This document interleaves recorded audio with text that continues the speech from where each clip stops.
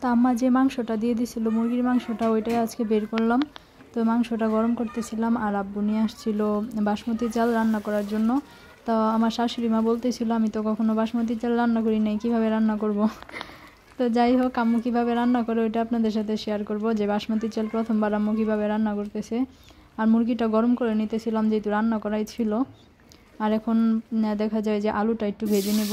তো পোলাওর মতোই দেখা যায় একটু আলু দিতে চাইছিলাম, যেহেতু মাংসতে আলু নাই। তো দেশি আলুটা সবাই পছন্দ করে, এর মধ্যে নতুন আলু বেরোইছে।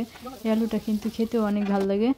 তো এটার জন্য আমি বলতেছিলাম আম্মু কয়টা আলু দে, তো আম্মু বলতেছিল আচ্ছা দে। তো আমি আলুগুলো ভেজে নিচ্ছিলাম, প্রথম আলুগুলো সিদ্ধ করে তারপর ছিলে নিয়েছিলাম, একটু হলুদ লবণ দিয়ে ভেজে নিয়েছি। তো এই পেঁয়াজটা একটু কালার আসার পরে আদা রসুন দিয়ে একটু ভেজে নিচ্ছি। আমার শাশুড়ি মা বলে যে বাসমতি চাল কখনো রান্না করি নাই, তো কী হয়েছে, চাল তো চালই, দেখি পোলাওর মতোই রান্না করে দেখি কেমন হয়। তো যাই হোক, তো পোলাওর মধ্যে আম্মু রান্না করতেছিল, কিন্তু পোলাওতে দেখা যায় আম্মু আদা রসুনও দেয় না, পেঁয়াজও দেয় না। তো বাসমতি চাল দিয়ে দেখে আম্মু আদা রসুন আর পেঁয়াজ দিছিল, যে কেমন না কেমন হয় এটার জন্য দিয়ে দিছিল। আর তারপর চাল দিয়ে দিছিল, আমি ভেজে দিচ্ছিলাম।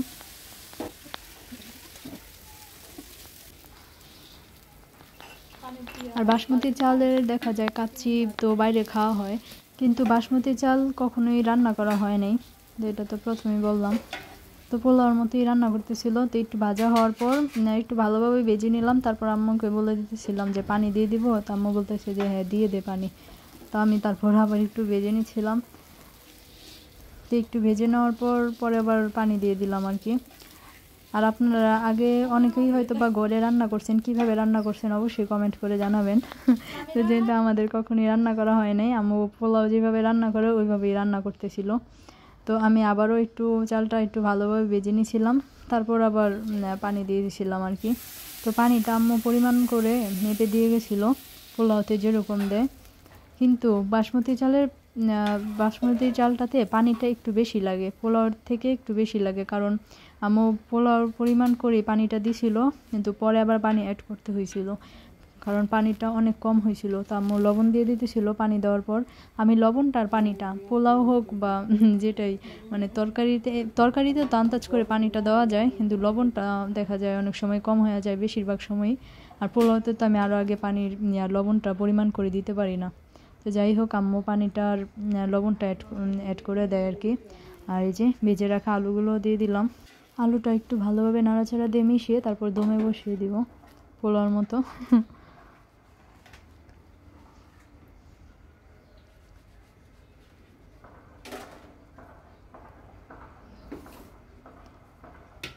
এরকম সময় আমার মনে হইতেছিল যে পানিটা মনে হয় কম হবে।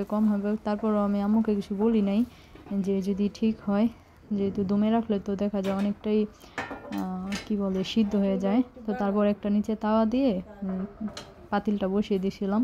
আর তাওয়াটা একটু ভালোভাবে গরম করে তারপর চুলার আঁচটা কমিয়ে দিয়েছিলাম। আর এই যে তরকারিটা যে গরম করে নিয়েছিলাম, আম্মার হাতের এই তরকারিটা এত মজা হয়, কিন্তু আমি রান্না করতে পারি না, দুঃখের বিষয়। আমারটা এরকম হয়ই না। 10-15 মিনিট পর একটু নাড়াচাড়া দিয়ে দিব, দেখে ঢাকনাটা উঠিয়ে দিলাম। তারপর কয়েকটা কাঁচামরিচ দিয়ে দিলাম, কারণ কাঁচামরিচ না হলে তো আমার কি বলে মানে পোলাও হোক বা ভাত হোক, কাঁচামরিচটা না হলে মনে হয় কি অসম্পূর্ণ খাবার। আমার মতো এমন কেউ আছেন কিনা জানাবেন। তো আমি মাংসটা নিয়ে নিলাম, কারণ এটা তো হয়েই গেল, বুঝতেছিলাম না যে পোলাওর মতোই লাগবে নাকি ভাতের মতোই লাগবে, কিছুই বুঝতেছিলাম না। তো যাই হোক সালাদ আর মাংস নিয়ে নিলাম। প্রথমবার বাসমতি চাল ঘরে রান্না করা খাবো। আর আলুটা দেখেন, আলুটা এইভাবে ভেজে দিলে একটু সেই মজা লাগে। আর এখনকার নতুন আলুগুলো কিন্তু এমনও একটু খেতে বেশি মজা। তা আমি আলুটা মেখে নিচ্ছিলাম, এখানে আমার হাজব্যান্ডও বসে পড়ছিল। তো আমরা আবার ওই দিন আর কি বলে ঘরেই বসে পড়ছিলাম খাটের মধ্যে, ছবি দেখতেছিলাম আর খাইতেছিলাম। আর আমার হাজব্যান্ড দেখেন কাঁচামরিচ, ওই আবার সিদ্ধ মরিচটা পছন্দ করে না, কাঁচামরিচ নিছে, কাঁচামরিচটা কি সুন্দর সাজায় রাখছে। আমি বলতেছিলাম শিঙের মতো এইভাবে খাড়া করায় রাখছো কেন। পরে কাঁচামরিচ নিয়ে একবার সাইডে রাখছে, আর এখানে আমিও খাচ্ছিলাম এই আর কি। তো বাসমতি চালটা দেখা যায় কাচ্চিটা আমরা যে বাইরে খাই ওইটাই বেশি ভালো লাগে। ঘরে যে রান্না করলো মানে এটা আমার কাছে একটু ভাত ভাতের মতোই মনে হয়েছে, কিন্তু আমার হাজব্যান্ডের কাছে আবার অনেক ভালো লাগছে। সে আবার পরের দিন লাঞ্চের সময় ওই চাল নিয়ে গেছিলো খাওয়ার জন্য মুরগি দিয়ে।